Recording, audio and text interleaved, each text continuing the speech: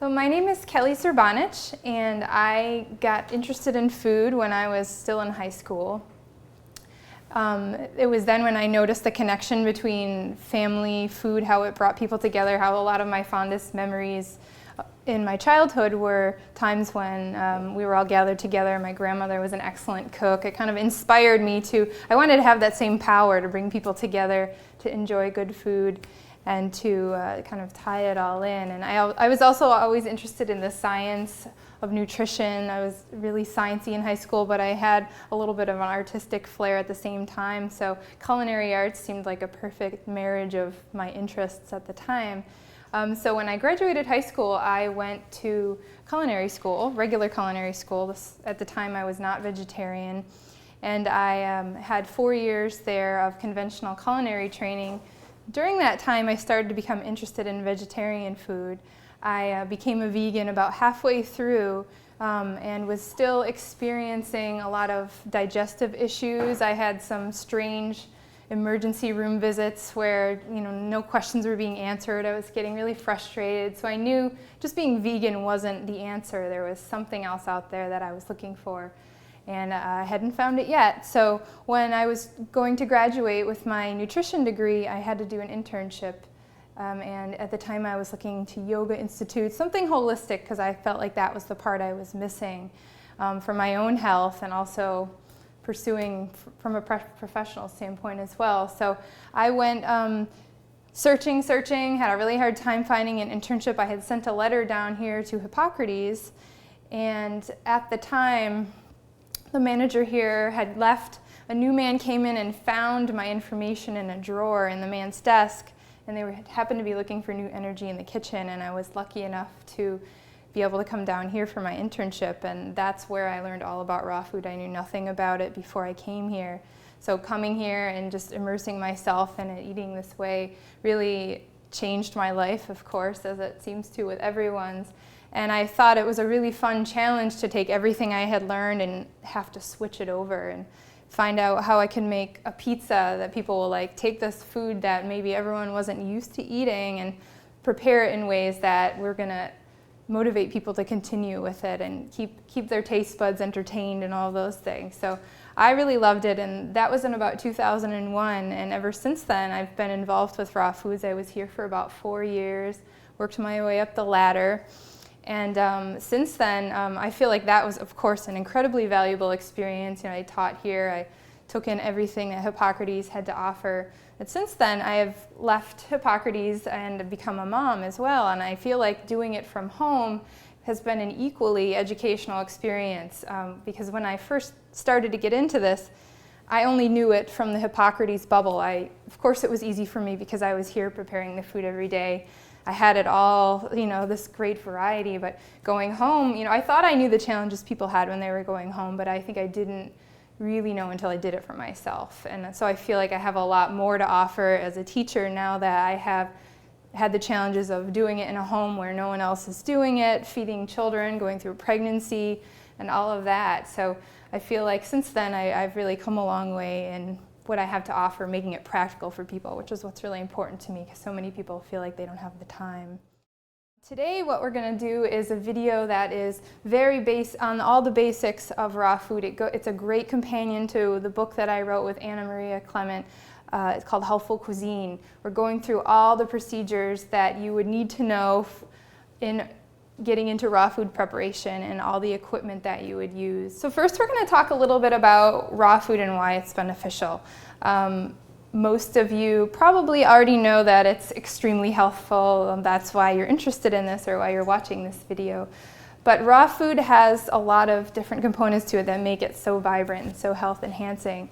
Of course, the fact that it's natural in its whole state, unadulterated, coming from nature, it has a life force to it. Maybe not something we can measure so much scientifically, but that vibrancy is imparted to you as you consume it, so that's part of it. Another part of it is the enzyme levels haven't been diminished at all by processing or cooking. As you start to learn more, you probably hear the temperature 115 degrees Fahrenheit or 118 degrees, somewhere thereabouts. That's considered the enzyme threshold temperature.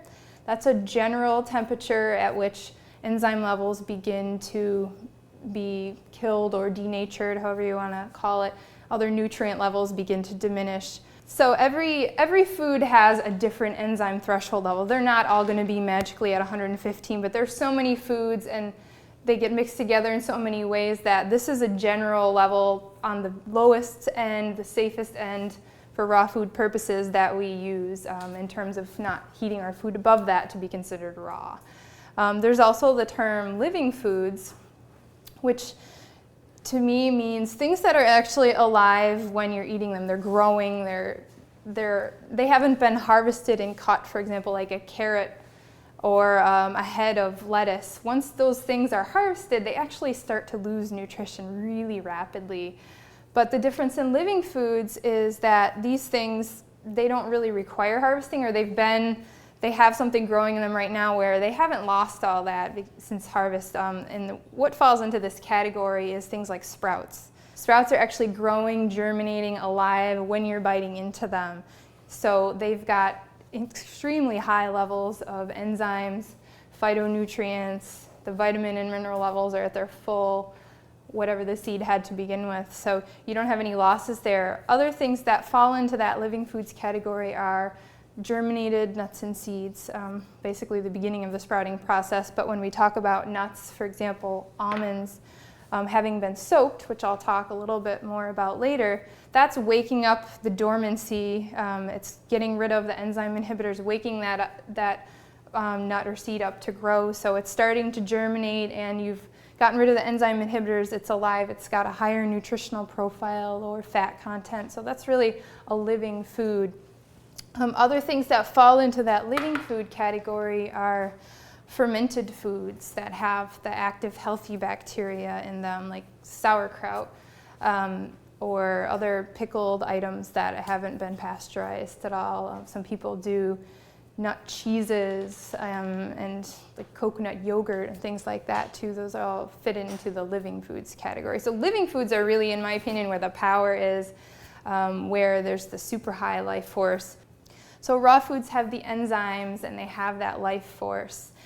What that also means is that they require a lot less from our bodies in terms of digestion.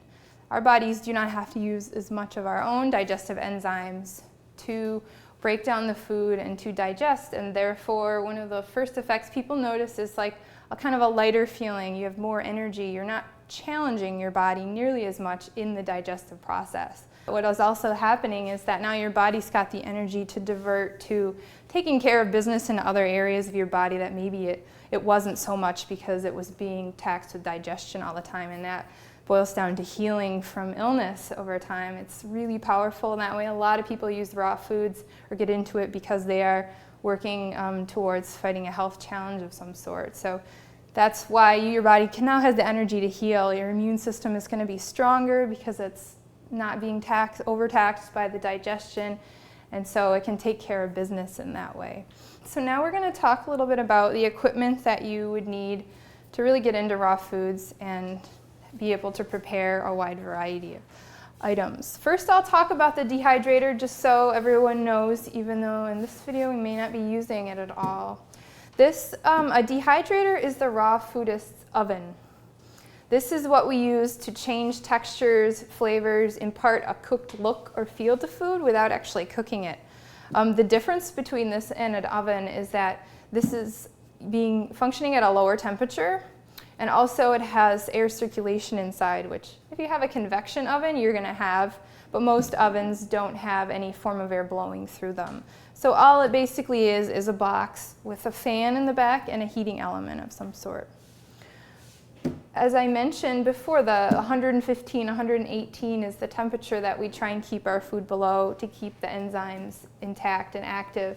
So it's really important to get a dehydrator that has a temperature gauge on it or thermostat of some sort. This particular one, it's right up here on the top. This is the Excalibur brand, and this is the most popular brand among people into raw foods and living foods. So really highly recommended tool. I'm going to set it aside now since we're not going to use it right now. So next, we'll talk about the food processor. Mine's freshly washed here.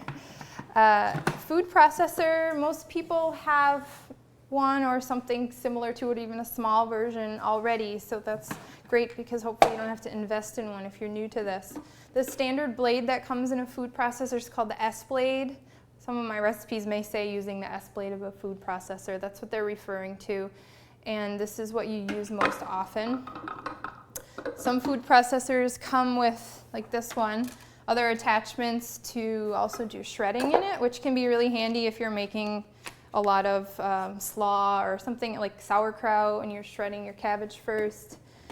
So that one has the nice attachment where you can push things down through the feed tube there and shred into the base. So I think that's something to look for if you don't have one and you want to get one, because that comes in handy. And basically, a food processor we're using to chop up chunkier mixtures, maybe make thick dips, or just grind things into a powder or a flour, like if you have dehydrated nuts and you want to grind them up small for a dessert or a cracker. That's what we would be using this for here. I'll talk about the blender next because a lot of people don't know what would you do in a blender versus a food processor. A blender is really for liquefying things that are a little more liquidy that you want really smooth, like dressing, for example, or a sauce for a dessert. Say you're trying to make a nut cream or something like that, that you really want smooth and creamy. A food processor will chop those things up, but it probably isn't going to get quite as smooth as it would in a strong blender. You can use your home blender if you don't have something like this one right away, which is the Vitamix, or another really great, really strong one is the Champ K-Tech blender. It's a digital one. It's actually a tiny bit stronger than this one.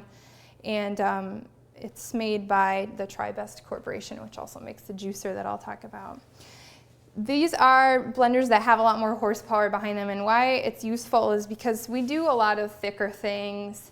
If you want to get a little more creative with it, creamy nut mixtures and things like that. You can even do hummus and stuff like that in a Vitamix. And if you try and use your home blender for a lot of those things, you can actually burn out the motors or overheat it really easily with some of the thick mixtures, and they'll never get as smooth as you'd like them to. It has nice adjustable speeds on the Vitamix too, which is fun because you learn how doing faster is more appropriate at certain times. It's something you just get a feel for the more you blend. They say you can do a lot of other chopping in this that I wouldn't necessarily do, like make a pate in there. I think that's kind of a futile effort. Much rather use other equipment. But for any kind of dressing, any kind of sauce, grinding up nuts and seeds, if you don't have a spice grinder like this, you can put dry flaxseed, for example, or whole spices in there.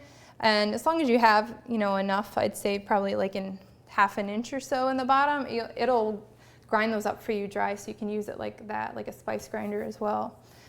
It's really, really handy for making all those kind of things.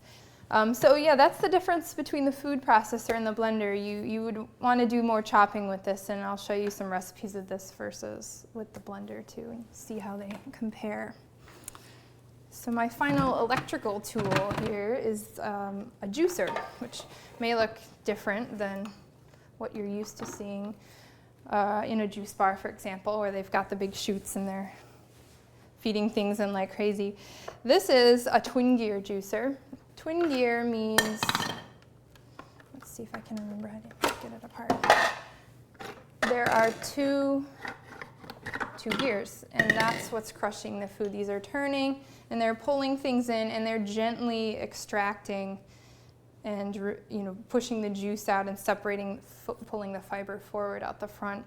And this is one of the best juicers in terms of being the most gentle on the food so that you are retaining the most nutrition when you are breaking it apart. It's got magnets inside the gears to help retain vitamin levels longer. So basically the slower the better in terms of juicers and retaining the most and getting the least oxidation. It's great for making pates. It's great for making your own nut butters, which if you do try it, they don't come out creamy like what you get in the store.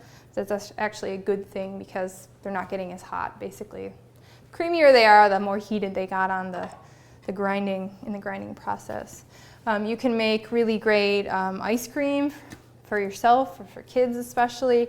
by freezing bananas or other fruit and pushing them through. So it has different attachments that it comes with for using it for those other things as well. So those are the major pieces of electrical equipment those are the bigger investments you might find yourself considering. A lot of people pick one, and work towards that one first, and it's a great reward when you actually, if you're saving up money for one of these because you don't have them yet and you get it and start using it. I find that especially in the beginning, it's really great to pick kind of one thing to start teaching yourself and feel like you get really good at before you start doing everything else, just because it can be really overwhelming, all the new changes when you start eating a raw foods diet, and you don't want to overwhelm yourself and feel like you're spending your whole day in the kitchen, because you're not going to get as much from it, I think, if you're frustrated and you feel bogged down by it all the time. A few other little things that I find handy. This is a spice grinder. I mentioned before that you can do this in your dry blender as well. This works well for really small quantities. If you put stuff in the bottom of this blender here and it doesn't come up to the blades at all, it may be hard to actually grind it in here. You might need more volume. So if you want to do a smaller amount, this is really handy. This is what most people know of as a coffee grinder. They're less than $20.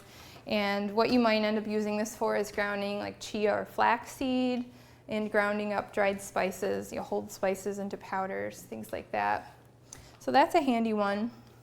And then other than that, different cutting utensils and things can be fun and make food prep a lot easier and a lot more varied and interesting. I have a few that I really like. Again, they're not very expensive. This is kind of a version of a mandolin. This is a little ceramic slicer. It just has a thin piece of ceramic blade there, and you can just run vegetables over. I'll use it. I'll demonstrate it at another point. And this is a little guard so that you don't cut your fingers. But this is really handy for slicing things up thin really quickly and easily, and it washes off really quickly and easily too. So there's that one, and they also make one that has the lines for doing more like a julienne or a shred. So that can add variety very quickly and easily. This is another one that is more like a mandolin, and this one has the adjustable. I can adjust the thickness here by turning a little knob on the back. I find this one really handy too, because if I want to make a veggie chip, for example, I know that certain things need to be thicker or thinner, and I can adjust that on here and do it really quickly. This one is actually made by the same company that makes the spiral slicer that I really like. What this fun guy does is you can make the long noodles that mimic pasta noodles with it, or ribbons if you don't put a blade in there. Basically, you prop a starchy vegetable of some kind or zucchini against the teeth here, push and turn, and what will happen is out the side here you'll get the strands of noodles. This particular one comes with different sized blades you can put in there, so you can make a larger noodle that's more like a fettuccine, or you can make down to a really thin one like angel hair. If you take the blade out altogether, you're going to get a really pretty long wide ribbon that would be like a pappardelle noodle or something like that. So this one is a little bit more expensive than some of the other ones out there, but I find it's a lot easier to use. You just prop it up against the edge of a counter or a cutting board. I would be doing it from this angle, but you just push and turn. I find that the vertical ones, getting over them and holding them so they don't flop around. This is definitely by far my favorite, and it doesn't look very big or anything, but we easily cranked out pasta for 100+ people with this in a short amount of time. It's quite easy. Having a good knife is really, really important too, and just taking the time to teach yourself how to cut efficiently can make a really big difference.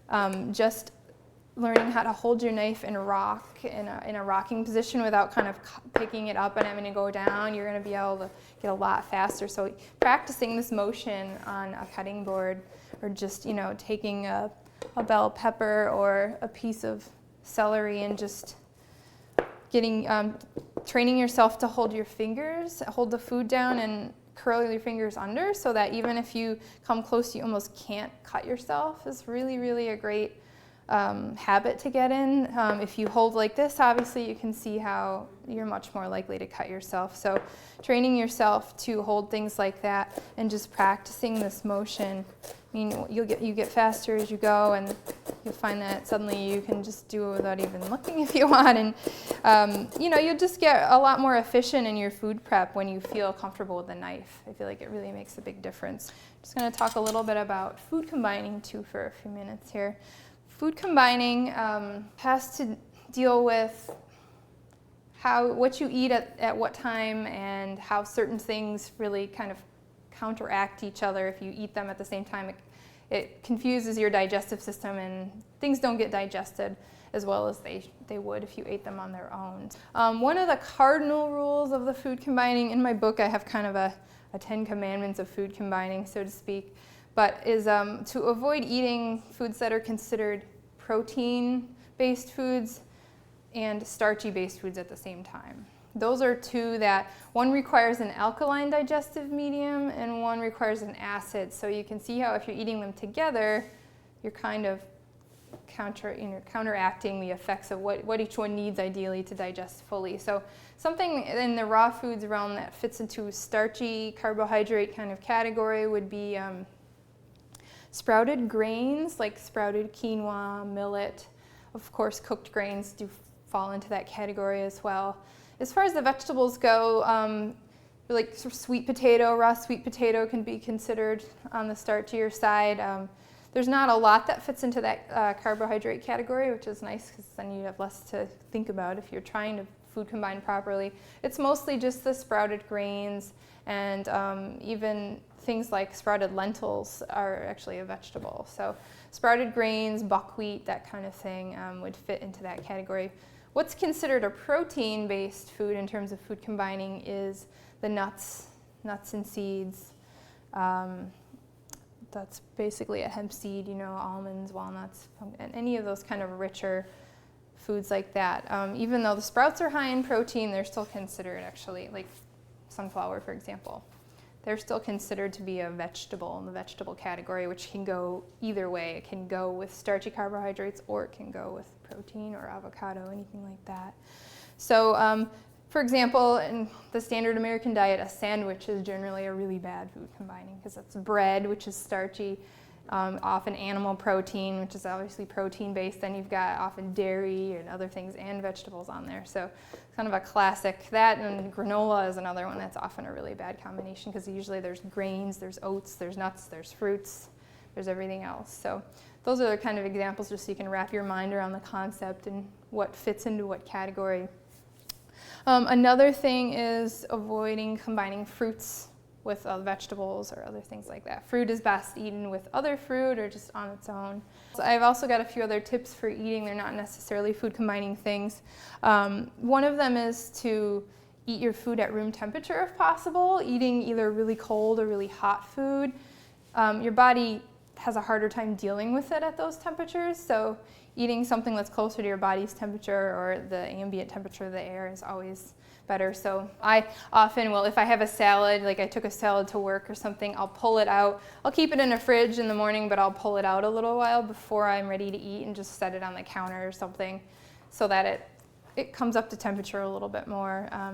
So that's one simple thing you can do. Another one is to avoid drinking 30 minutes before your meal and up to like 2 hours after your meal. And the reason for that is that the water, for example, will dilute your digestive juices if you're drinking it with food at the same time. And so your body's then got to create more, or it dilutes the natural enzymes and things that are in the food. So it just makes your body's work a little bit harder. If you're eating all like watery food, high water content food, you shouldn't necessarily feel that thirsty, right when you're eating your meal. So I know socially it's a hard rule to break because we're so used to sitting and you have a drink here and you have your meal here.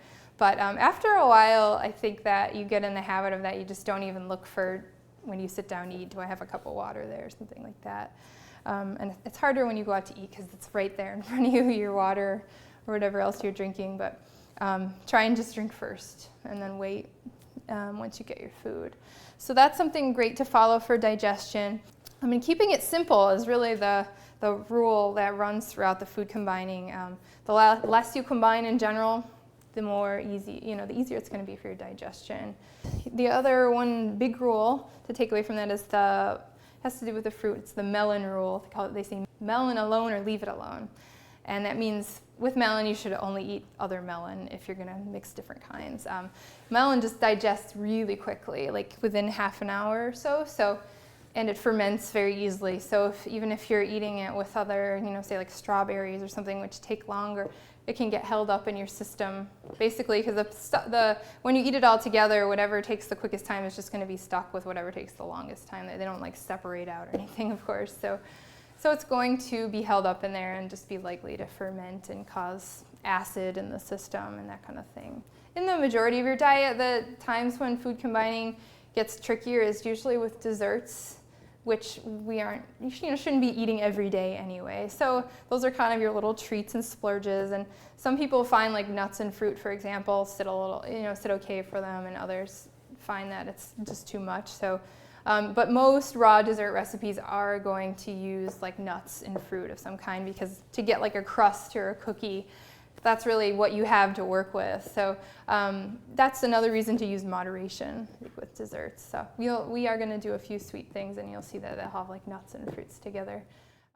The first recipe we're going to make is something really useful. It's going to save you a lot of money. It's extremely helpful to know how to do this on your own, and it's really, really simple, and that's how to make your own nut milk or seed milk. I mentioned this earlier, but I'll talk about it again here. We always soak our nuts and seeds before we use them. That's pretty much everything except really hemp seed. When you soak nuts or seeds, you just want to put them in a jar. I like to use glass or stainless steel, a bowl, a jar, whatever you have, and you just want to cover them with plenty of water so that they don't absorb all of it and they're just dry in the bowl. You want to use whatever water you're using for drinking, because it's going to go into the food. And generally it's about an 8 to 10 hour time period. It's not an exacting process, so I usually say, do it in the morning before you go to work, and then when you come home they'll be ready to use, or do it overnight. The next morning they'll be ready to use. If you leave them in the water longer than that, that's okay. You do want to soak at room temperature. So 8 to 10 hours soak, then you're going to rinse. And all that means is you take a colander or a strainer of some sort, dump everything into it, rinse them off with your sink water, and now they're ready to go. And that's what I've done with these here. These have been soaked. The thing about the wet nuts now is that there's water in the picture. They will spoil much more quickly than, of course, if they were dry. So you're going to use them in your recipe or store them in the refrigerator after that initial soak. 4 can be up to a week. It depends on the nuts. The fattier ones usually spoil more quickly. For now, we're going to make an almond milk, and I'll show you another one too, because you can do it with any nut or seed. They're all going to have their own flavors, of course. This is a popular one with almonds because it's a really gentle, neutral flavor that people like. We're going to do about half, I think the recipe here, we'll do about half a cup of soaked almonds. Actually, it'll be a little more because we're measuring them dry. So again, this is you've got proportions on your recipe to follow, but if you want it creamier, put less water. If you want it waterier, put more water. It's not, wrong or right in any kind of way. It's just whatever how you'd like your almond milk. Generally, it's about a 3 to 4 times the ratio of nuts you put to water. So we're going to put, at least a cup and a half of water here. Do a little bit more. This will be a pretty creamy one. I usually do it by eye. I don't measure, and once you've done it a few times, it's easy to do that. So this is the basic nut milk. You can, got an escapee there. You can flavor this, put a little vanilla in, a little stevia if you want it to be slightly sweet. Stevia is an herb that can be used to sweeten, but it doesn't actually have any sugar or affect blood sugar in a negative way at all. It's okay for those who are avoiding fruit for health reasons or any kind of sugar in any way. And that's going to be your sweetener, your go-to sweetener when you want something that tastes kind of sweet. but doesn't have a negative effect at all in terms of sugars. It's not actually adding any sugar, it's just an herb, a plant that tastes very, very sweet. With stevia, a little goes a long way. This is a bottle of a liquid that you can get the plants actually and like add a little bit of a leaf to your mixtures. You can get the powdered variety of the plant and just blend or mix the powders in. I find with liquids, of course, the liquid mixes a little more easily in, and this is a clear one, so it doesn't affect the color of the food at all. So it's kind of nice from a culinary standpoint. You always want to just taste, do it to taste, put a tiny bit in. I'll put like a drop in this, a few drops in this. What you would use this for is just to drink as another beverage, another source of easy to digest calories throughout the day. If you're trying to avoid losing weight or put some weight on, it can be a great thing to have in between meals.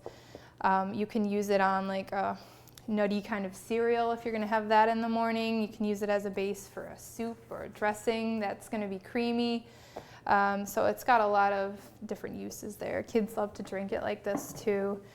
But all we're going to do here is blend, and we're going to leave it on for maybe 30 seconds or so, just so that we can really get everything chopped up really well.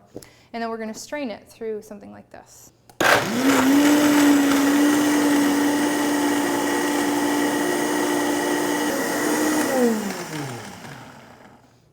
You could go a little longer if you wanted to get everything really chopped up more, but so you can see it looks very white and milky now, and hemp is so creamy that, and the amount of fiber that's left is so little that some people will just blend it up and leave it that way. But if you want it to be really smooth, no chunks at all in there, it helps to strain it out. And the meal, what we call the pulp that's left, is actually really useful for other things.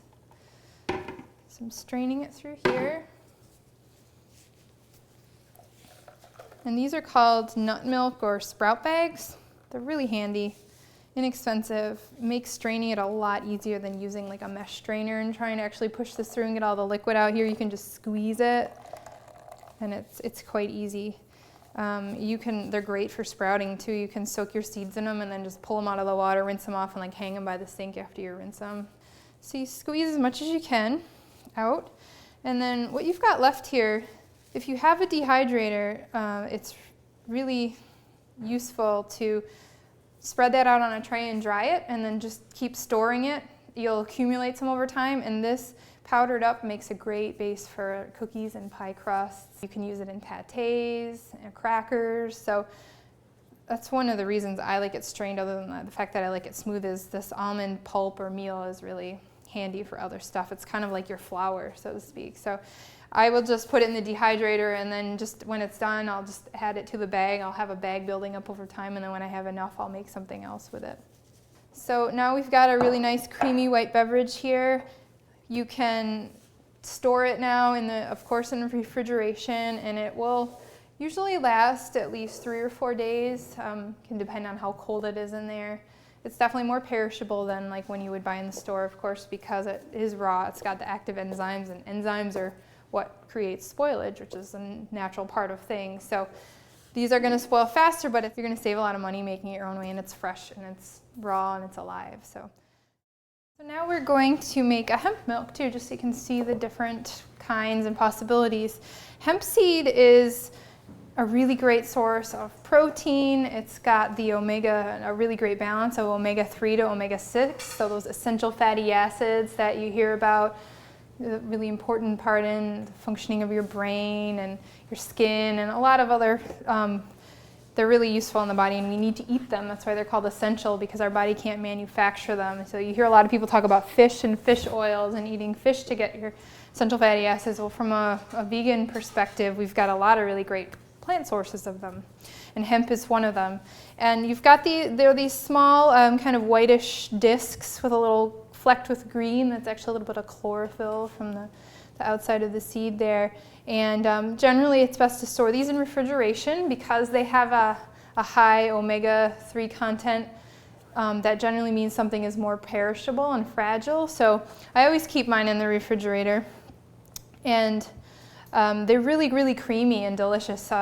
and you can sprinkle on your salad. You can roll things in them kind of as an outside on like a croquette or a burger patty or a truffle of some sort. Or you can blend them up, of course, and make your own hemp milk out of them, which is kind of popular now in health food stores. Those cartons of rice milk and soy milk, now everybody's getting the hemp milk too. So again, you can save money by doing it yourself. So we're going to do a half a cup of these seeds.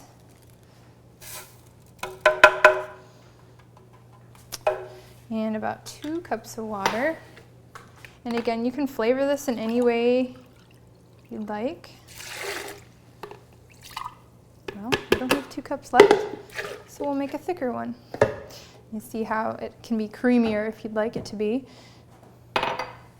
And another thing I just wanted to mention, this is a unique seed, and this is really good blended up with hemp milk too. This is something called chia gel I have in this jar. And chia seed is another really great source of essential fatty acids. It's really high in protein, it's easy to digest, it's just really sustaining all around. It's got a great nutritional profile. You can blend this into some of your nut milks too, and it'll just give it a little bit of a creamier taste, and just really, really sustaining to me. If I blend this into like a nut milk or a shake or something, I just feel really energized, and I can go for a long time without eating anything else. It's got a lot to it. So this goes really well with the hemp milk too, if you ever wanted to try that.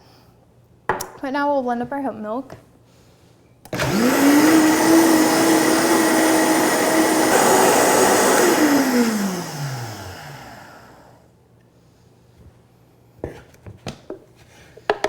And I'll show you, I'll strain this through my bag again, but I'll show you how little there's actually left in the bag. This one has a nuttier, kind of toastier taste to it, in my opinion. It's really fun to play around with it and try all the different ones, because you'll find out what you like or your children like, and you can just mix and match so you're not having the same one all the time, or some of the nuts cost more than others, so you're not using like the most expensive kind all the time.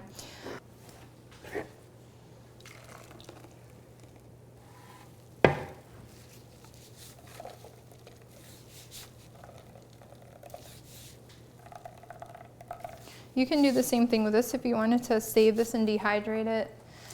If you don't have a dehydrator and you want to save these pulps, some people freeze them, put them in a bag and store them in the freezer, and then just thaw them out if you want to incorporate them into something else. Now you'll have a nice smooth milk if you use it that way. And just store it in a glass jar and keep it in your refrigerator. Enjoy it on whatever you'd like, or just as a beverage. Now we're going to talk about dressings. Dressings are another really simple thing you can do on your own that is not only going to save you a lot of money, it's going to avoid all the funky ingredients you might see on dressing label bottles out in the stores. In keeping with food combining, we always like to pick one fat, choose one, and stick with that for your dressing. Meaning, if you're going to use oil in your dressing, you don't need to add nuts and avocado. You're going to make an oil-based dressing. If you want to make a creamy nut and seed-based dressing, you're going to stick with nut and seeds and veggies and flavorings. You're not going to do nuts and seeds and avocado and oil. We always want to pick one fat source, because fat's an important part of dressing. You can make fat-free dressings, of course, for your salads. But generally, that's what carries the flavors through, kind of helps coat your food and all your other lovely sprouts and things that you're trying to get in as much as possible. So a good dressing is really, really important, especially when you're adjusting to all these new raw flavors and sprouts and things you might not be accustomed to eating just on their own. Finding ones that you like is really, really important, and finding 3 or 4 that you can rotate to. You don't need to have 100 dressing recipes, but it's fun to try new ones, and then keep a note of what you like. I have a little kind of like index card there's like one screw in the corner. And when I try a recipe that I really like and I know I want to make it, I transfer it into there, so I have this one little book of all the things that are like my favorites, and I don't have to go back through all the books. But with dressings, generally there's a few components. There's generally a fat, which I mentioned. You could use a high quality vegetable oil, soaked nuts or seeds, or nut or seed butters, or avocado. They also generally have an acid of some kind, something tangy. Often you'll find recipes calling for vinegar, but instead of vinegar for that tangy, acidy kind of taste in a dressing, we use the fresh lemon juice, or you could use lime juice too if you wanted. Got some freshly juiced lemon. Also, there are generally something sweet really balances out the dressing. And here's where you come to more of a challenge with the food combining with if you're not eating sugar of any kind. This is where you might find a lot of recipes out there. You might look at it and say, oh, it has a date or it has honey. I'm not going to do this one. But this is where you can put the stevia in its place, and just a tiny bit. Like I said, you can totally omit the sweet item if you want to, but sometimes the balance, between the sweet and the salty and the sour and the bitter is really important. So having that tiny drop of stevia in there can make it a lot more enjoyable. So you can also use vegetables if you're finding that your dressings, in general, you'd like them to be a little sweeter. You could use like carrot juice in your dressing, or carrots, or some like bell peppers have a natural sweetness to them, or sweet potato. So you can use foods that have a sweeter, vegetables that have a sweeter flavor as well. Really anything could go in a dressing, and that carries through to making a raw soup as well. Celery is great because celery juice, because it has a naturally higher organic sodium content. So use celery if you don't want to use any other salt of any kind, like the Bragg's aminos or kelp or something like that. Celery is great. Look up your old recipes or go to the grocery store and look at the bottles and see what the flavorings were, and just substitute for the dairy or the cheese a creamy nut for that, and use a healthier salt and that kind of thing. So it's really easy to make versions that are a lot healthier and have the same kind of flavor profiles that you liked before. So yeah, you've usually got the sweet, you've got something salty as well, and here's another one where we shift what we use for our salt. My favorite really is making my own salt out of celery, and all you do for that is you dehydrate celery and grind it into a powder in your blender. And that's organic sodium, which behaves differently in the body than sodium from like sea salt or something like that. So sweet, salty, we've got our sour, we talked about the lemon and the fat and the seasonings and flavorings. So those are really the basic components of a dressing. We're going to make an oil-based one today, which is just a really simple sesame ginger dressing, which is really popular. It goes well with a lot of things. All we're going to do is I'm going to make about half of the recipe that is listed on our packet. It's probably going to be about 1 scallion. And when you're chopping ingredients for a dressing, you don't have to be exact or precise at all. It's really, the blender's going to chop it for you. You just want to break it down a bit so that it can pull it all in together. So we've got some scallion. We've got a little bit of ginger here. I don't always peel ginger because it's organic. And then I'm just going to chop a little bit of that up. You can use ginger juice if you had that for any reason too, instead of the whole ginger. A little bit more in there. Ginger really varies in how strong it is. So you might find that you do follow the recipe and it's not gingery enough for you. Go ahead and just throw some more in and blend it up again. We're going to do half a clove of garlic. Like I said, I'm not worried about peeling that last little bit of skin off. So the Vitamix will take care of it. And we're going to use some raw sesame oil. The high quality plant oil is really important. A lot of oils are just highly processed. They're not packaged in a way that keeps them fresh. So using extra virgin, the cold pressed, just looking for ones or companies that make good oils. It's important. Most health food stores carry companies that make decent ones. So we're going to do slightly more than half a cup here. This is going to make a decent amount of dressing. And this dressing, all dressings have different shelf lives. This one, because it's mostly oil and not a lot of other, it doesn't have nuts or avocado, it's going to keep longer than some of the other ones. Nut dressings are probably just like a few days, depending on how rich the nuts were. The richer the nuts you used, like fattier, like pine nuts, for example, generally the quicker it will spoil. And this is a flax oil blend just to boost our omega content of our dressing a little. If you didn't have flax oil, you could use all sesame if you wanted. Okay, we're going to use a little bit of lemon juice, half of a third of a cup. Oops.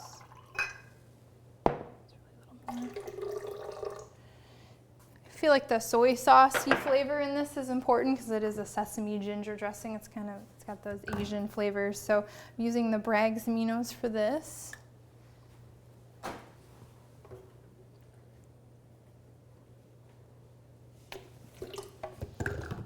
And a little ground mustard seed adds a nice little kick to it. And the stevia is optional in this. It's really good without it, but if I think it's good to try things both ways and see what you like better. You could try it without it and then try it with it and make a note. And there's a little cayenne optional to it. I like to have the cayenne in there. All right, ready to blend.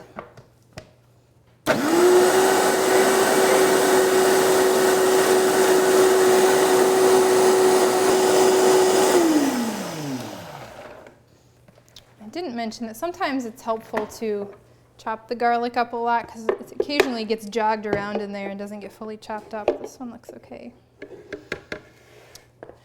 And it's always really important to get in the habit of tasting. You know, don't just go ahead and put this on a salad and assume that the recipe is exactly how you would like it, because there's so many different flavors of vegetables in particular in these different ingredients, and everybody's tastes are so different that it's really important to taste things before you say, oh, it's done, I'm sure it's fine, and make sure that you like it, because if you find that it's not perfect for you right then, it's really easy to add a little more of this or that and change it and make sure that you love it and you know you're really happy with it. So I'm going to grab a spoon to taste this and make sure I like it. And then let's see if I want to adjust it at all. I think it's pretty good the way it is. I really like the buttery taste of the sesame oil. It's really nice. So now you're just going to store this in refrigeration or use it for something else, which is what we're going to do next. The next thing that we're going to talk about is marination.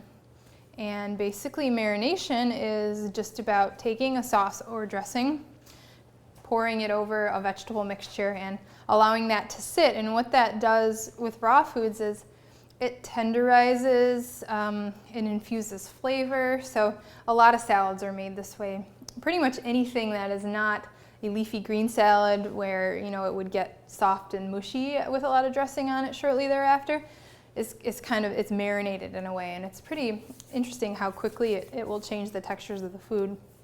One thing to keep in mind with marination is this might taste really, really good now. Once you put it on a salad, some vegetables, we're going to make a sea vegetable salad with this.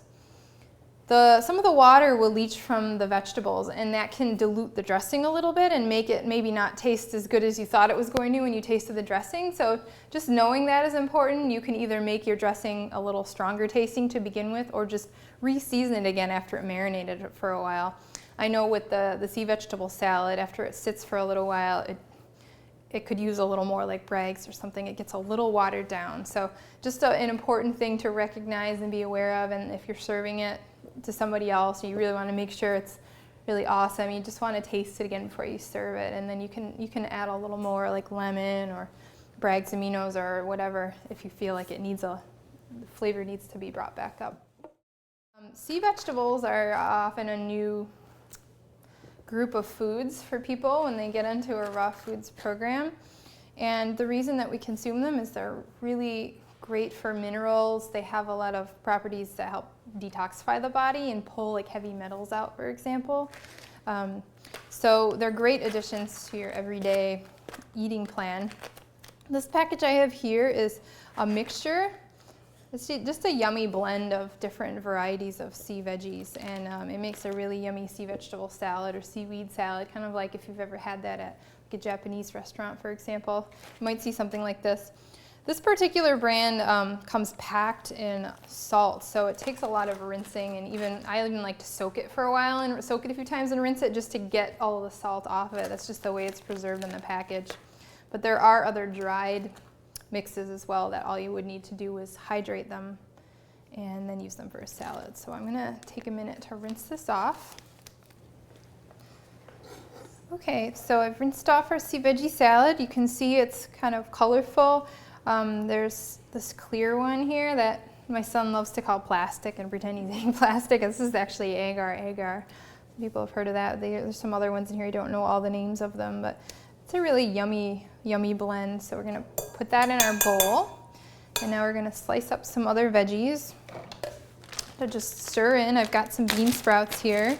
Of course, sprouts we're always trying to get more of. They're so powerful, so easy to digest. We put some mung bean sprouts in there. And here's where we're going to use some of these other fun tools that I showed you to slice things. Again, I said I like to avoid peeling as long as I know it's organic, so I don't peel usually carrots or daikon unless they look like extremely dirty for whatever reason, or there's like root hairs, a lot of root hairs coming out of the sides. But here I'm going to do some carrot.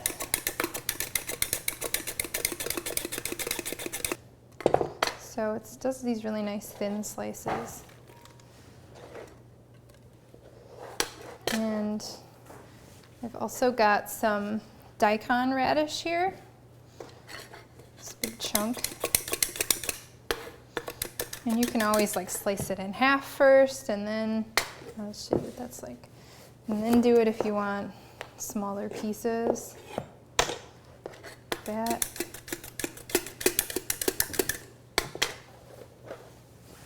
Toss that in our bowl.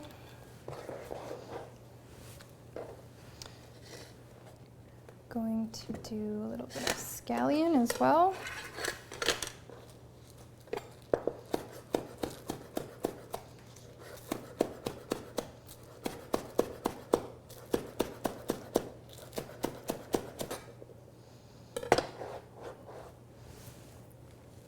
We toss all this together, and you can see how it's really easy to change the veggies. You know, if you don't have radish or something, you can easily put something else in there. Sliced celery would be nice. More scallion if you really like onions. So it's really easy to just use these things as guidelines, a starting point, but easily take them your own way and use what you have available or what's in season and go with it. So we've got a nice veggie mixture there. Now we're just going to put some dressing on it. And how much you like on there is really up to you. You've got a starting point in your recipe, but some people like it saucier than others. So got a really nice, quick, easy salad, and you could easily eat it right now this way, or you could let it sit and soften a little more. If you wanted to let like the carrots and the daikon get a bit softer, you could maybe leave out the bean sprouts right ahead of time because they'll get mushier faster, and just mix the other things and toss the bean sprouts in at the last minute. But that's really up to you. And that's, yeah, nice, quick, easy, and delicious. So this time we're gonna do another marinated salad, and that's a kale salad. A lot of people think, how do you eat kale raw? You know, it seems like something most people are used to having sauteed or, you know, in your juice. It makes sense, but it's actually really good, and it does soften and tenderize a lot after it sits with the dressing. And of course, greens and more greens. We all want to get more greens in, right? So this is a great way, especially in the season for kale, which I still have some in my garden now, even though it's August, but in the fall it'll be coming probably back again in a lot of other places in the US. This is really, really simple, and we're going to do this kind of rubbing technique that helps speed up the marination a little bit. So what I have here is some what I call chiffonade kale, and what that means is just a culinary term for a certain kind of cut. And all that means is that it's a thin ribbon-like cut. You might see like basil described as chopped chiffonade, and that's just like a thin ribbon strip. So all you do is whatever kale you decide to use, you're just doing really thin little strips all the way across it. Essentially, you're getting these long squiggly pieces, although it's hard to tell with a fluffy kale like this one. This is a red kale, but you can really use any kind that you can find. You know, I really like the one that's called dinosaur kale or lacinato kale. It's a not quite as frilly on the edges. It's like it's easier to chop, I think, than this one because this one is so beveled. But it's a darker green kale. It's probably like the richest green one, and I always like the darker the darkest, like most intense pigments, because usually that means there's the most phytonutrient power in them, really. So whatever kale you've got, you could even do this with collard greens if you wanted to, or chard, any of those slightly more tough greens. It's going to come out really great. So I've got that kale already here in my bowl. I think I'm going to transfer it here to mix it up. I'm going to slice some celery into it for a little crunch.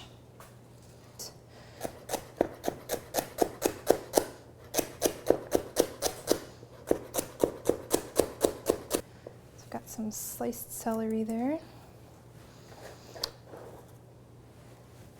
And again, making use of our sea veggies and getting more, and I've got some of the whole leaf dulse torn into some smaller pieces here. I'm going to add that in.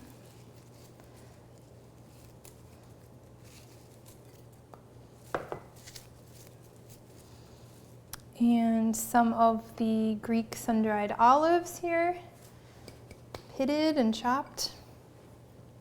Now we're just going to give it a little bit of something to marinate and soften it. You could take the Sesame Ginger Dressing and use it. Here I tried to keep it even more simple so that you didn't have to blend something first and then do it. Here we're just going to mix some things in the bowl and just rub it all together.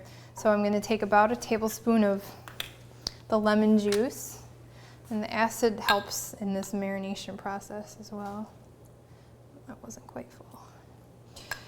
And we're going to use a little bit of the Bragg's and a little bit of oil. Often I'll just do that to taste. I'll just put a little bit on. Because that has the other salty ingredients in it, you won't need much. And then a little bit of the oil as well. Some olive oil or whatever you like. And so what we're going to do here is, instead of just tossing it, I'm just going to kind of squeeze it a little when I'm rubbing this dressing on, and that just kind of helps work it in to the green. You don't have to do that. If you just let it sit and mix it, it will eventually get the same way. But if you're looking to speed up the process at all, this whole, they call it massaging, it's a good exercise for your hands, and also gets the dressing and marinade in there quicker. So this salad, which looked like a huge bowl, actually will end up kind of compressing down to something like that. It's not, after it marinates, it'll shrink down a lot and definitely soften the kale and change the texture of the vegetables in there. And this makes a great salad on its own, of course, but sometimes if I had some of this and I just didn't want to eat it as a salad again, like you could put it into a wrap of some kind, which we're also going to do, like a collard green leaf or a nori roll. Fill it up with this, or a lettuce leaf. And just letting it sit out. If things will marinate faster at room temperature than they will in the refrigerator, so you can leave it out for a little while on the counter and see how that goes. Or if you're, out the door doing something else, of course, putting it in the refrigerator is fine too. But that's our kale salad. So showing you again how cutting things differently can really add a lot of variety. You might be able to use zucchini like 5 different ways and make it completely different. I'm going to show you how the spiralizer helps you do things in a different way. We're going to make another sauce in our blender. We're going to make a really quick and easy pesto sauce, a nice mild pesto. And I'll show you 2 different ways you can do noodles. Noodles, a lot of people just love noodles, Italian food. Like, this is your way you can kind of get your pasta and your noodle fix without going back to a wheat or a cooked noodle. There's 2 different ways to do it now. These are this is kind of a newer way, but it's really cool and nutritious, and these are called kelp noodles. And these are easy to find on raw food websites. They're a little more firm than a cooked pasta noodle, but if you let it sit in a sauce, it does soften up a bit. Here's what they look like. I really like them with like Asian noodle dishes. They do recommend rinsing them off before you use them, but I still wanted to show you what they look like here. So they're kind of clear, gelatinous. You rinse them off, and if you marinate them in a sauce, they'll tenderize some more, and they're a really great way to make some kind of pasta without using the real pasta. And the other way to do that is with this spiral slicer. And what you can do is you can use any root vegetable for noodles, anything starchy and firm. This is obviously not a root vegetable. This is a zucchini, but zucchini or yellow squash are really nice because they're a little more tender than some of the root vegetables. But you can make butternut squash noodles, sweet potato, turnip, rutabaga, celery root. Any of those things can easily be spiraled into noodles. We've got one of the larger blades here, so this will be larger, more like fettuccine kind of size noodles. And when you use this, all you do is trim. You need 2 flat ends here to push up, one to anchor in and one to push up against there. So I will just trim off a chunk.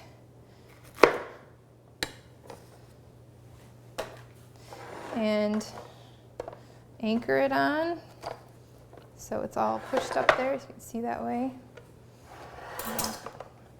Let's do it both ways so you can see what it looks like. And I'm just gonna, with this particular cutter, hold my hand, kind of squeezing it together with my hand while you're also kind of pushing while you're turning it, but it doesn't require a lot of force.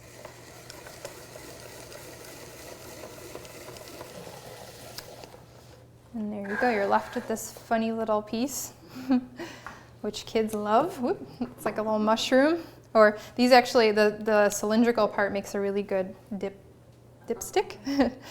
But save this, you can use it in your in a blender dressing, or you can dehydrate it, something like that. So you've got this lovely bunch of noodles, way faster than cooking pasta in a boiling pot of water.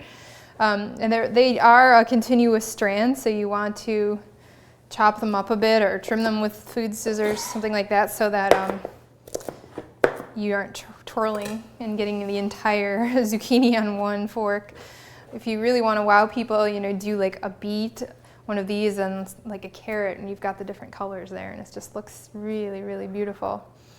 But now you've got something that you can make any kind of sauce on, and so there's a lot of different possibilities there. I'm just going to mound some on a plate here. Then we're going to prepare our pesto sauce. If you don't use the blade, I'll show you what that looks like as well. If you don't use one of the comb blades to make the noodles,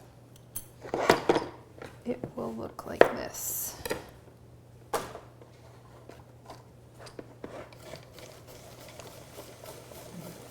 So it's like these pretty ribbons, and also with the size of a zucchini, makes a good size for a really wide, flat noodle.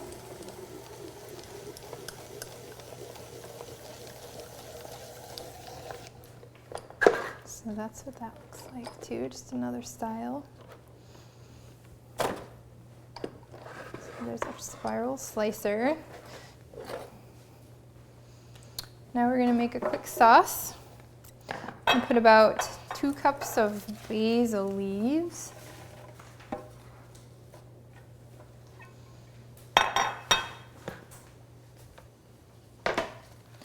I like some parsley in it as well. But not quite as much, because parsley I think has a much stronger taste than basil does. Again, make your own herb pestos. If you like cilantro pesto, put that in there, or dill, anything like that. So we've got basil, parsley, and some soaked pine nuts. This is going to make a nice creamy pesto sauce for us. So I just drained and rinsed those off, so they're ready to go.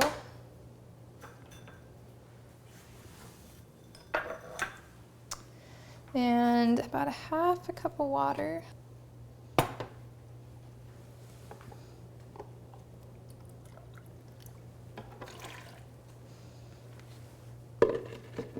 And then whatever you want to use for your salty flavoring, if you'd like. I'll just put a squirt of this in there since I've got it right here. And now we're going to blend.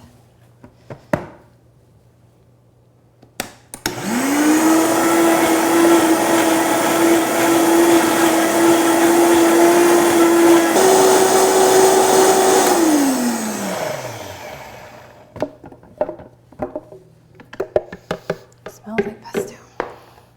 And I'm going to taste again to be sure I like it.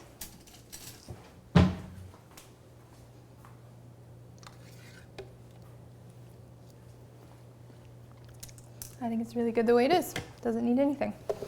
So you could either use this to marinate the noodles and let them sit for a while, or you can just have the noodles like this and kind of pour it over top. Add some other vegetable enhancements or decorations to it. A little red bell pepper.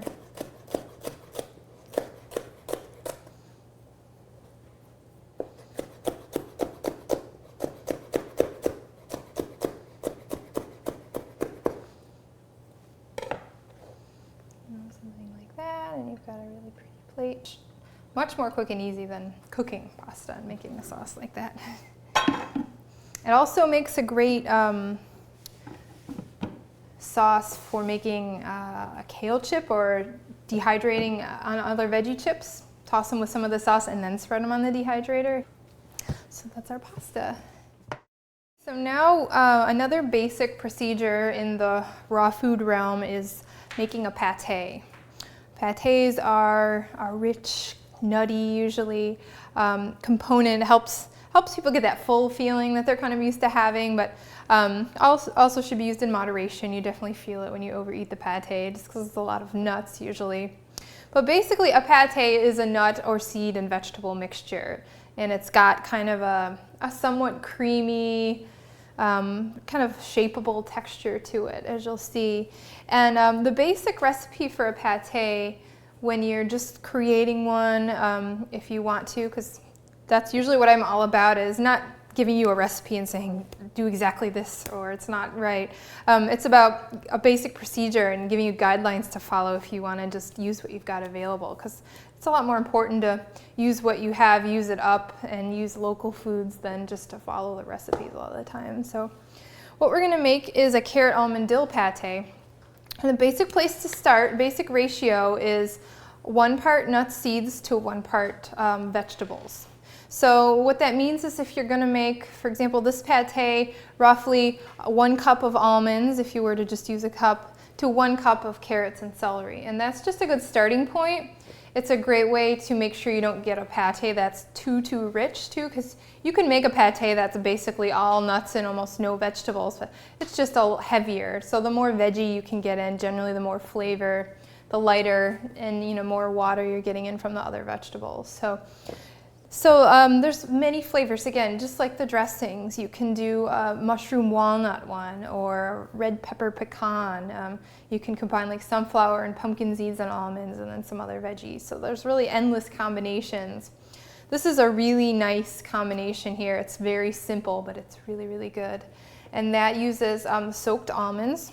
And if you didn't have almonds or they were too expensive, you thought you could use something cheaper like walnuts or some seeds and some nuts, really up to you. Pecans would make an even richer one. But these are some soaked almonds here. They have already been soaked and rinsed, so they're all ready to go. And when you're making a pate, you're just combining everything in a bowl in the beginning. So it's really easy. We've put our almonds in there. Now we're going to chop our veggies and put our veggies in there. We're using carrots and celery. So we're going to do about 2 cups of celery, which is roughly what this carrot I think will come out to, or excuse me, 2 cups of carrot. And you just need to roughly chop your pate ingredients. Again, because the juicer or food processor is going to break them down.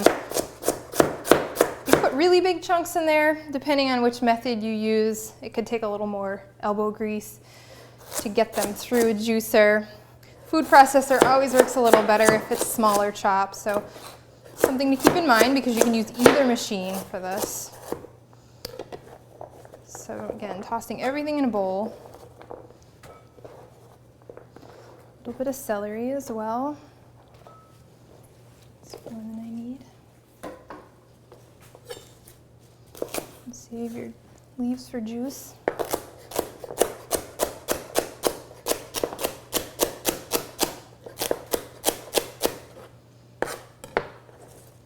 I'm going to put a little garlic in here.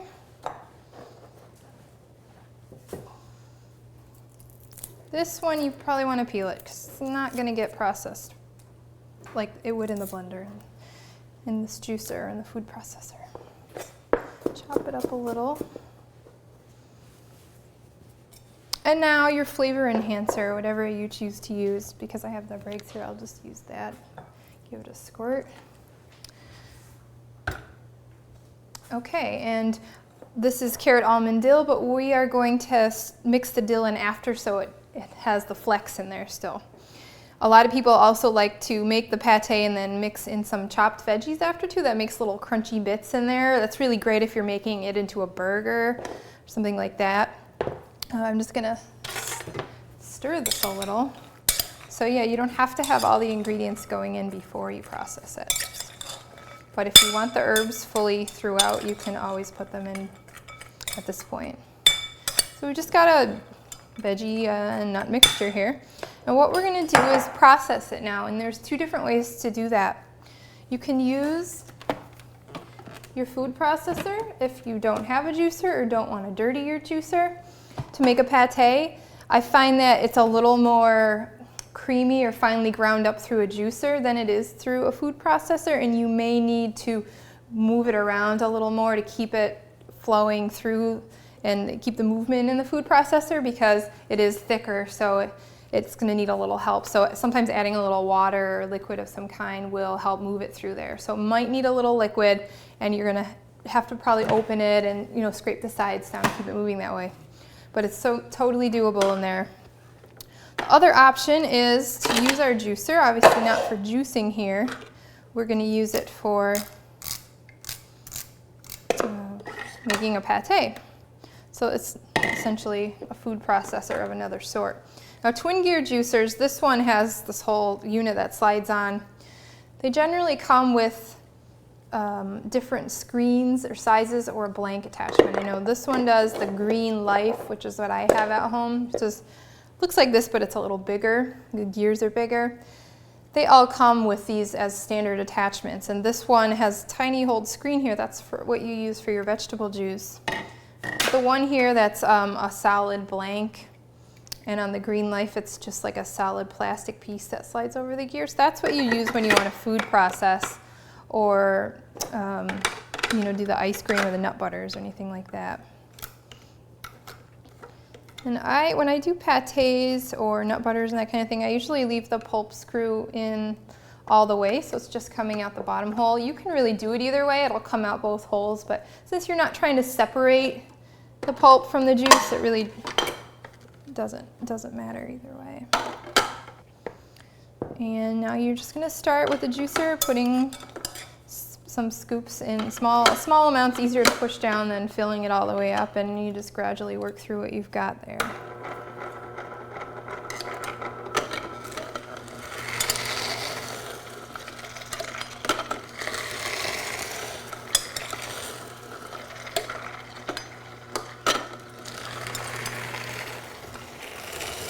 This is good exercise as well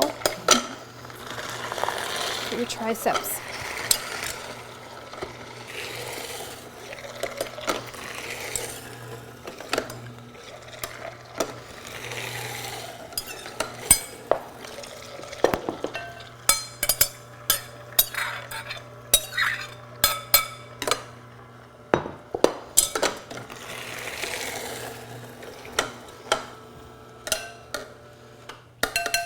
Okay, so we've got all our mixture pushed through. You can see that it's got kind of a slightly wet, but it's very shapeable. Like there's a lot of things you can do with this. So but you first want to stir it, make sure it's fully mixed, because you'll see, like, you can tell the parts where more carrot came through than almonds, or vice versa. It's not entirely mixed together yet. And I'm going to stir in the dill.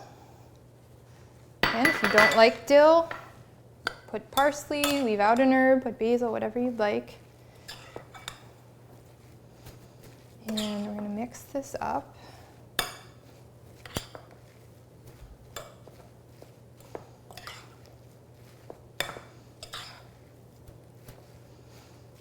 And the dill will kind of marinate a little as well as it sits in the pate. If you like smaller chunks, you could chop it up more finely than I did. And again, I'm going to taste it and make sure that I like it, because we can always, add more brags if it seems like it needs salt. I don't think it needs anything. So you've got a pate now. What do you do with it? There's a lot of different things you can do with it. You can eat it just like this. It's a great kind of accompaniment to a salad. Have your plate of greens, sprouts, whatever. Have this on the side. You can kind of sprinkle in chunks on your salad or just, you know, eat it with a fork on the side. That's obviously the most basic way. It also makes a really good stuffing or filling for stuffed vegetables. So if you don't want to eat it like that, you can take a pepper, for example, and pull out the seeds, and you can stuff some of it in there like that. And, you know, for children, you want, you know, they like to things they can hold in their hands and eat, so you could just eat it like that. Stuff it in a mushroom. Mushrooms are great for stuffing, or really any other vegetable that has a kind of shape, a curve of any sort. You could stuff it in, stuff it and dehydrate it. Really yummy because it'll get nice and crunchy on top, but be warm and moist in the middle. It also makes a great burger patty base. You can take it and you'll see how you can easily form it in your hands. So forming it into a patty like that, or as big or small as you'd like, putting it on your dehydrator tray. You can dehydrate it like that. Like I mentioned earlier with burgers, it's nice to stir in like a little finely diced onion or something like that, crunchy. You can also make it into a cracker, and all you would do in that case, you would take a dehydrator tray, spread it out on there. It's easiest to use your hands. With a nut pate, you don't want it to be too thin or the cracker will be really just kind of crumble apart. So you want to leave it a decent thickness like I have on here. If you're making other crackers, it does need to be thinner. But with pate, you can put it like that. Spread it out all over and then just use your knife to cut lines in it so that once it's dry, it's already in those shapes, because it's a more crumbly cracker, so it'll break apart if you try and break it into shapes. Slide it in your dehydrator, flip it midway, you'll have a really, really yummy cracker. I used to make this to sell, and that was always a really popular one. And you can also use it as a filling for a roll, which is what we're going to do next. So now we're going to talk about how to make wraps, which there's a lot of different ways to do this as well. So it's really fun, easy to use what you have, once again. And here we're making use of our pate, which can be used so many different ways as we're learning, and one of them is as a filling in a wrap, or kind of like the bulk or the body of the wrap. So when we make a green or leafy wrap, there's a lot of options here for our outer or wrap.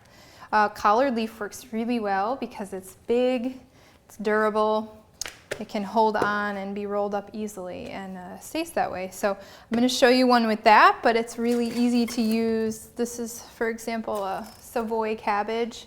You can see how that makes a perfect cradle for a wrap as well. So the cabbage leaves work well. Even larger lettuce leaves, like a romaine leaf. You can fill it up there and cover it up there too and eat it like that. So it's a great way to find a different way to eat something, say that you made already and you don't want to just eat it the way it was. You know, putting it in here with some other ingredients you're gonna enjoy it in a whole nother way. It's a great thing to make if you're, you know, getting ready for work and you're trying to take your lunch. You can just toss some ingredients in there or wrap it up, throw some, you know, throw it in a container or plastic wrap around it or whatever, and you've got a nice, easy to eat lunch there. So lots of different ways to do it, and we're going to use our collard greens. Some people like to take this big tougher stem off. I was always fine with folding it in and chewing it. It's kind of like a celery stalk or something to me in there, so it's a little bit tougher, but it's really up to you whether you want to keep it on there or not. So all you need when you're making a wrap is some kind of, usually a heartier ingredient, but that's not even necessary. If you load it with veggies and put a little sauce on, you might not even miss that. So we are using a little bit of pate in ours.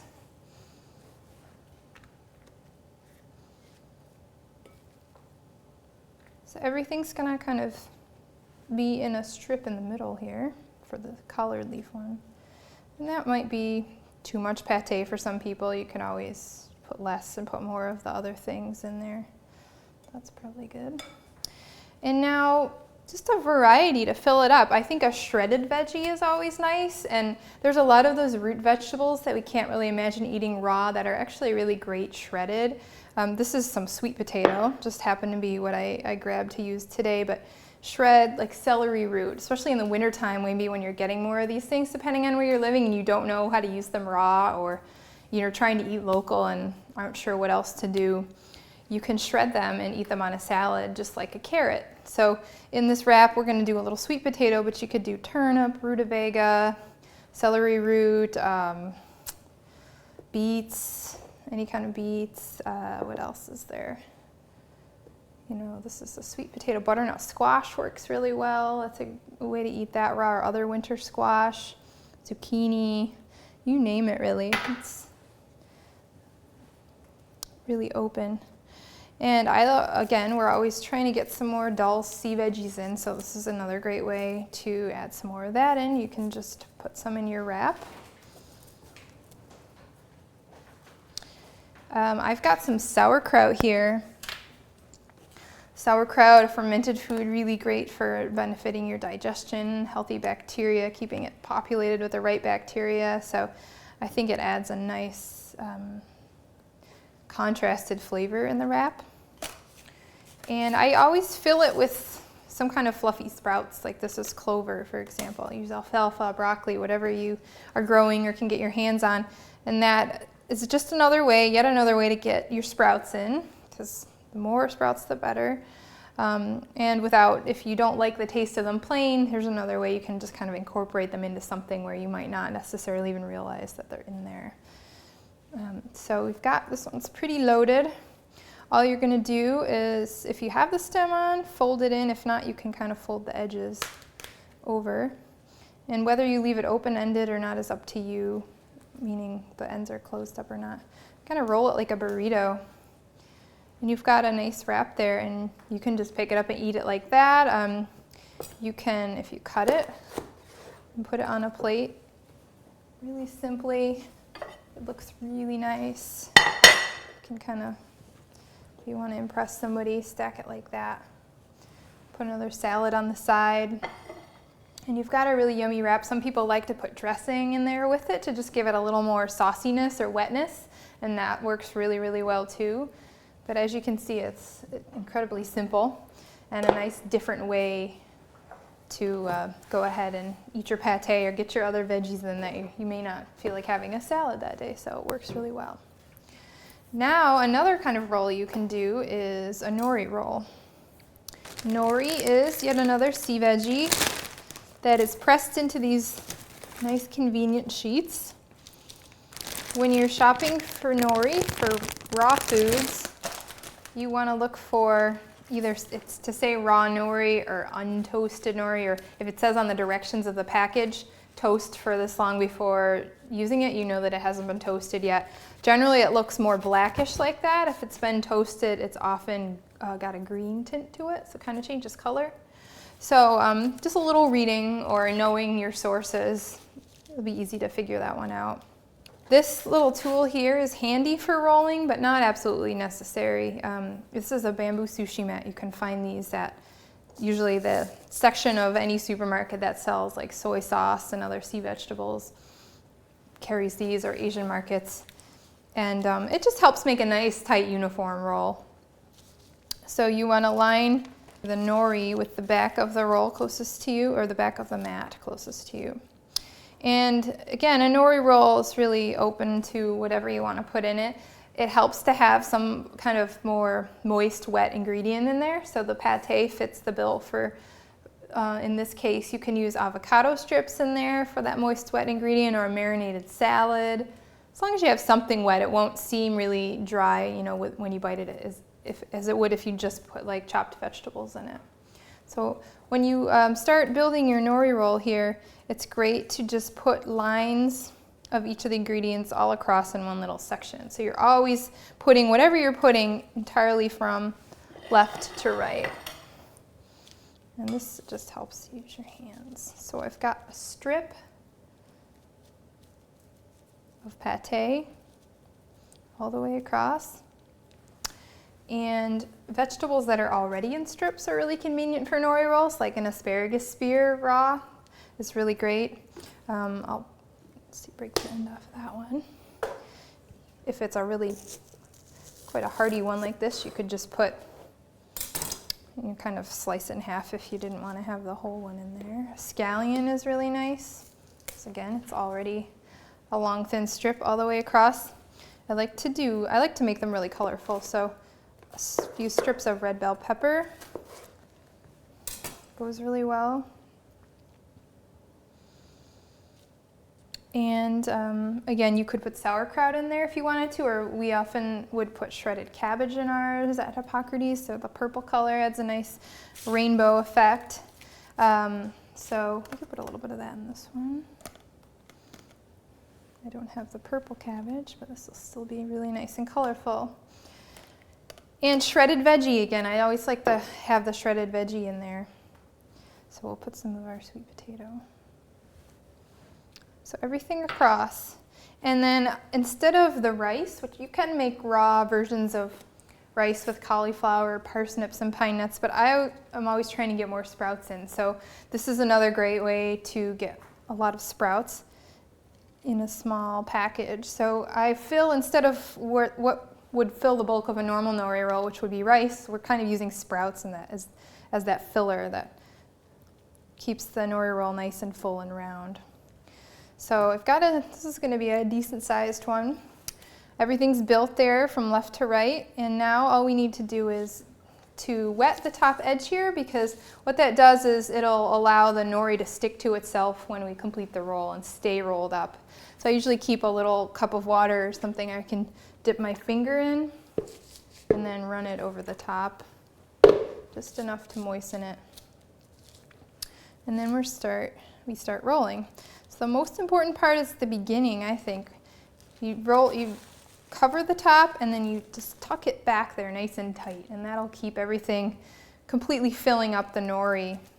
So you tuck it and then you lift that mat up and just pull. And that's why it's helpful to have the mat too.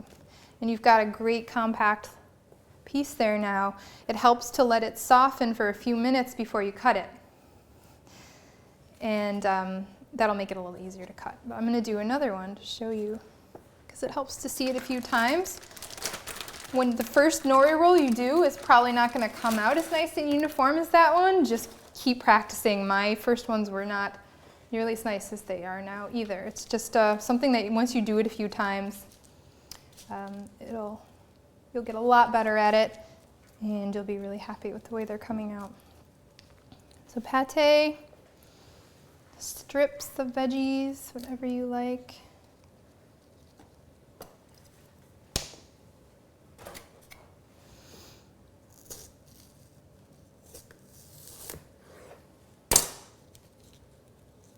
You can have things sticking out the sides if you like. It's totally up to you. A few more red bell pepper strips.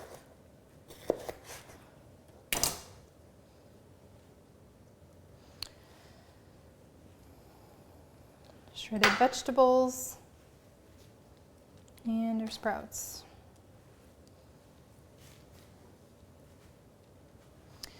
Put on the water on the top. Okay, here's the rollover, tuck,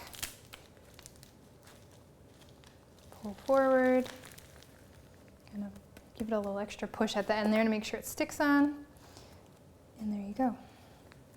And so what happens is, after even this one, just from sitting that minute or whatever it was there, it's already softened a bit, so that this isn't the sharpest knife, I should be able to cut them into little rolls like that. They're really colorful. The end one always looks a little different because it's not as compact as the middle. So you can cut it in individual little servings like that. They're really attractive, really impressive if you're having people over and you're trying to turn them on the raw food, or just make something for a party or a potluck. You can also keep them like that to take them with you on the road, work, whatever, or just cut them on an angle again. Stack them on a plate, something like that. Oops. And a lot of people like to have a dipping sauce for them as well. The Sesame Ginger Dressing mentioned in this DVD is really great for dipping them in. You could use the Bragg's Liquid Aminos. It's just a soy sauce if you wanted to. You can get wasabi powder that doesn't have all the chemicals or the dyes in it too, and just add a little water and make your own wasabi too if you really like sushi that way. Even pickle your own ginger if you're really up for it. So it's extremely simple again.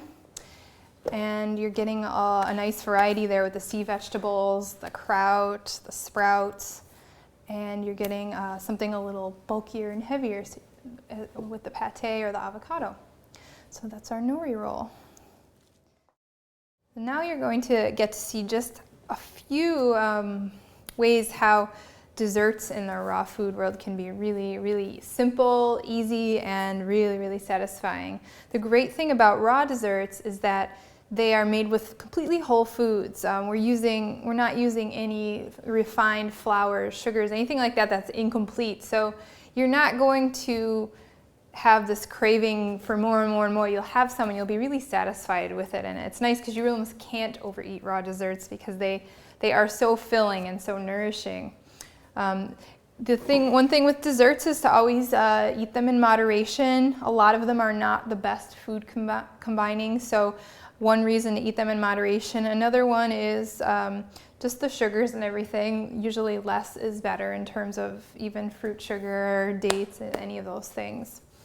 And with raw desserts, it's really great because they take such a fraction of the time that cooking any of these items or making them in a conventional sense would. So they're quick and they're easy, and they're great. Raw desserts are great for turning people onto raw foods who are completely new to it. Desserts is a great gateway into it because you just can't go wrong. They're really delicious and certainly not missing anything in comparison with conventional desserts.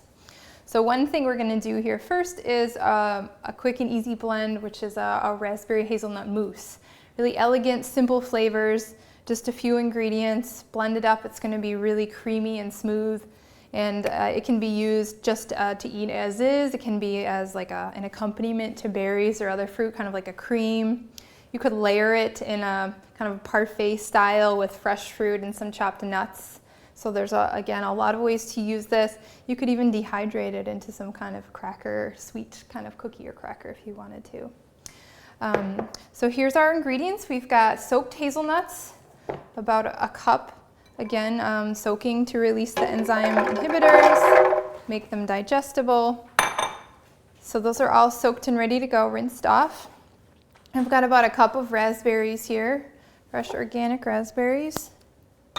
Again, and if you're trying to eat more seasonally and berries aren't in season, you could try putting in another fruit. You could use other berries, certainly, so it's really adaptable. We've got some soaked dates here to sweeten. Soaking just makes them softer and a little easier. It'll make it easier for the blender to incorporate them fully. And I'm going to add a little bit of carob powder to this. Carob is kind of like a chocolate alternative. It's really, really nutritious. It's just the ground powder of a pod.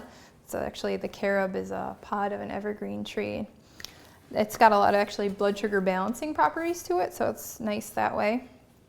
It'll add just a little bit of a kind of malty flavor to this. We're also going to use some alcohol-free vanilla here. You can also scrape the beans out of a fresh vanilla bean as well. I really like to do that. Use the fresh one too. But for now, we're just going to use this liquid. And we just need a little liquid to get this going in the blender. So I've got a half a cup here of, this is the liquid I soaked the dates in, so it's got a little bit of that sweetness from it. If you are using really soft dates, didn't want to soak them, or you discarded your liquid, you can use young coconut water. Be a nice addition, or even regular water. It's not going to take that much away from the mousse if you just use plain water in it. Well, one thing you'll notice with this is it's a thicker recipe, so it may need a little more help from you to keep it moving in the blender.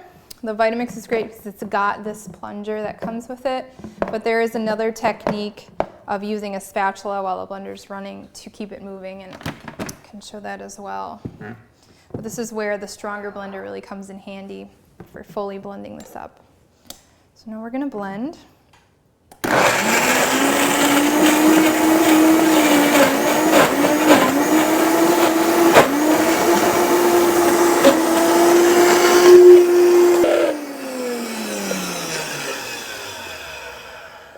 So sometimes, even with the spatula, it needs a tiny bit more liquid. And I'm going to put a little bit more just to help it.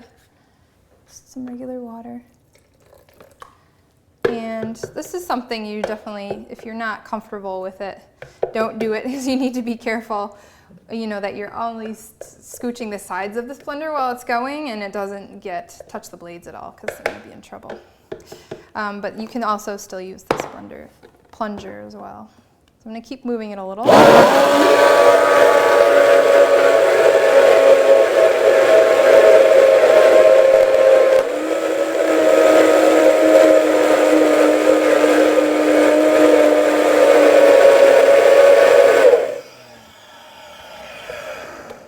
Okay, so you can see it takes a little work to get some of these things as creamy as you'd like, but you'll get the really nice texture that way. And a lot of people with raw desserts like to add a little coconut butter too to give it that creamy coconut oil.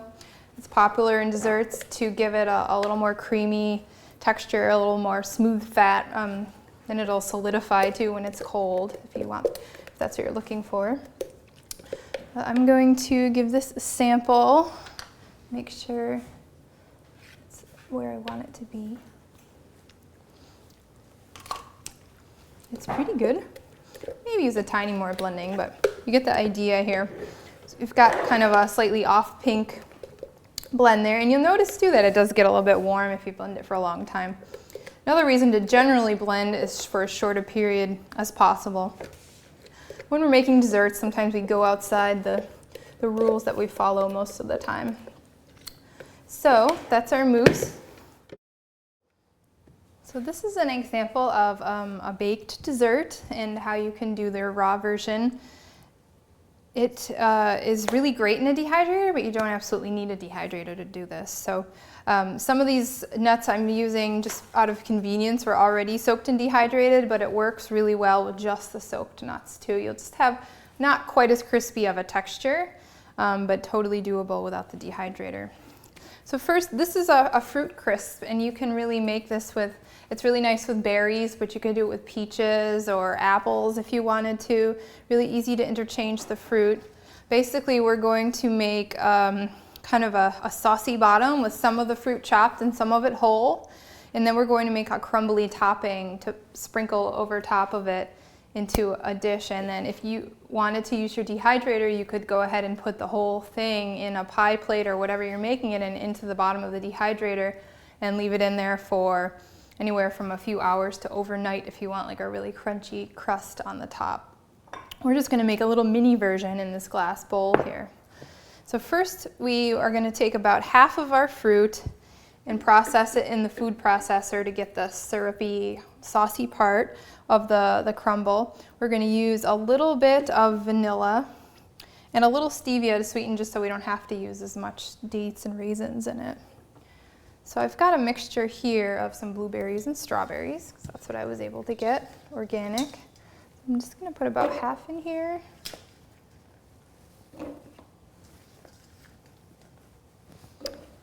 We will trim the stems off the others.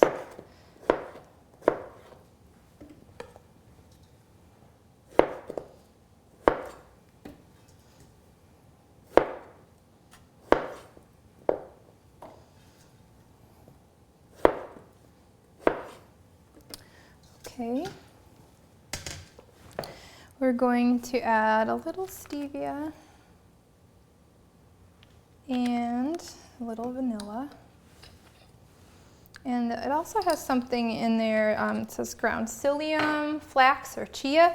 The function of that is to thicken this saucy part just enough so that when we go to cut into it, it's not going to totally ooze everywhere.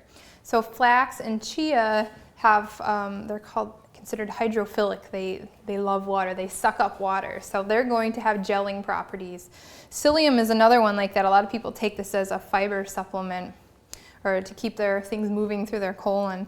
But it's going to absorb water and just give a nice thickening to our crisp fruit bottom here. And some people will like to use this more in this situation because you won't have like the flavor or the texture of the ground flax in there. So this blends in a little more, I guess, without affecting the other ingredients too much. So put a little in there. And psyllium acts, as do flax and chia, but it takes a little longer for psyllium. It thickens over time, so right away it's not going to be at its peak thickness. You'll notice that if you come back in an hour or two, it's going to be much thicker. So you don't want to put some in and say, oh, it's not thick, I better put more, and keep putting more, because you'll come back and it'll be like a rock later on. So generally following the guidelines on a recipe for that would be good. So we're just going to chop this up to get kind of like a puree in here.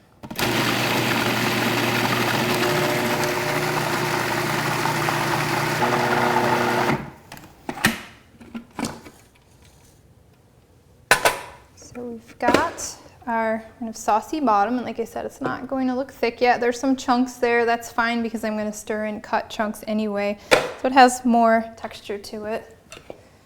So I'm just going to scoop this into here.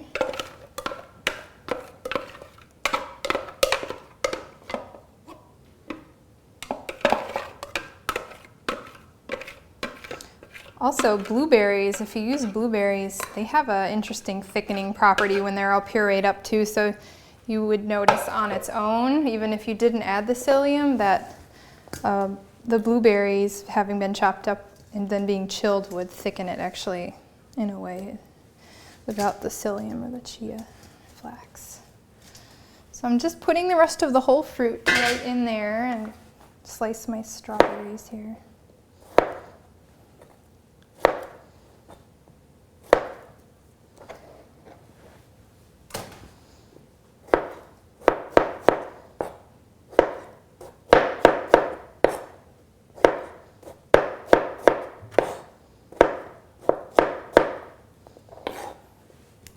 So you could build this all right in the dish that you're making it in, which is nice. You can eliminate some other dirty dishes.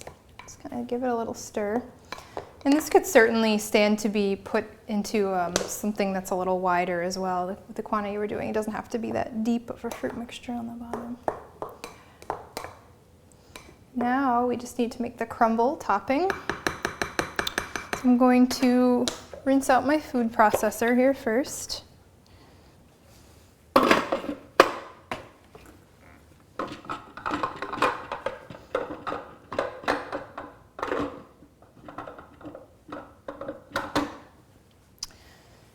Okay, so the basic components of a crumble topping or even a cookie or a crust is really some kind of ground or chopped nuts or seeds and then dried fruit to kind of stick it and sweeten it all together.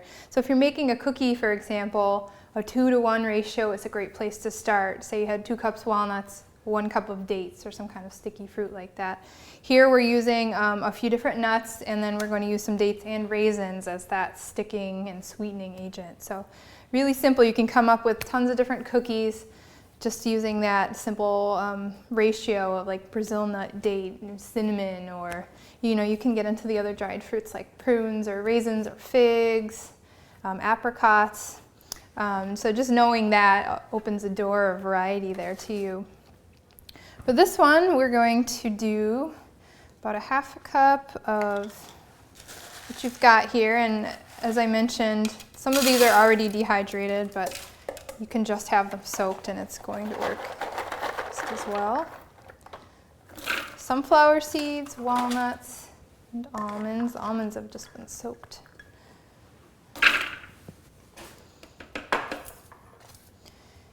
And we're going to put a little cinnamon. And I've got some raisins here that we're soaking. So again, just the soaking for the dried fruit is really just to soften it so that it chops up more easily. Some dried fruit can be pretty hard when it's dried as well. And we're going to do about 1/4 cup dates, and my dates are soaked here, but they've got pits in them. So just be aware, even if you get pitted dates, it's a really great idea to check them over anyway. I've often found just put them in there, and either the little nub that's kind of the stem of the date where it connects to the tree is still there, or there's a pit fragment, and you'll hear it when you start processing. It'll get stuck on the blade and make a funny sound. It's just hard to stick your hands in there and fish it out once that happens. So I usually double check the pitted ones. All right, so our ingredients are in there already. We're just going to chop this all up together. It's going to start to form a sticky, kind of crumbly mixture.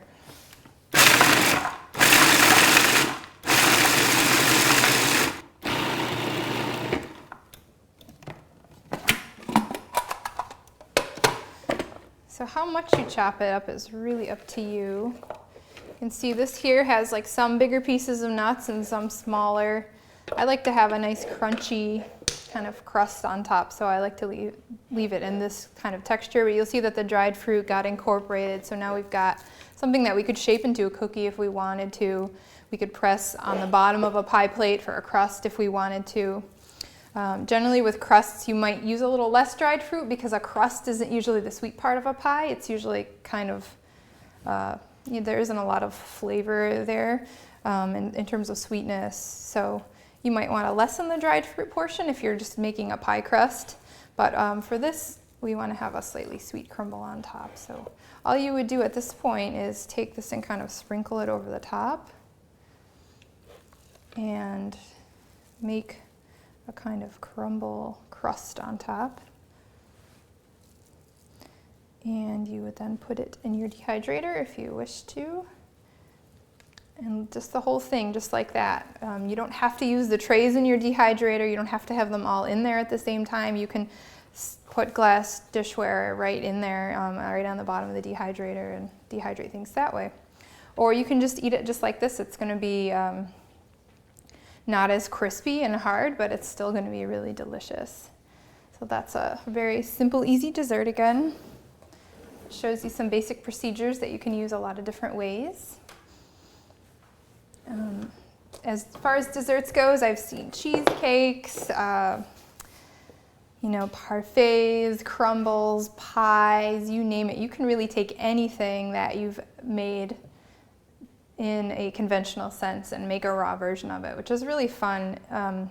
It's a fun, if you're into culinary arts and challenging yourself, it's a really fun challenge to try and come up with that and make the textures and flavors as close as possible. Just because we know that these are the kind of things that they're comfort foods, they are things people crave, and it's nice to satisfy those once in a while and make a healthier version of those things. So it's fun and of course delicious and more nutritious. Well, thank you for joining me for this raw food preparation lesson today. I hope that it's very useful to you on your raw path, and that if you have any questions or need help at all, my email is found on the DVD. You can look for other DVDs on raw food preparation. Contact me if you're interested, and thank you. Have fun, eat well, and be well.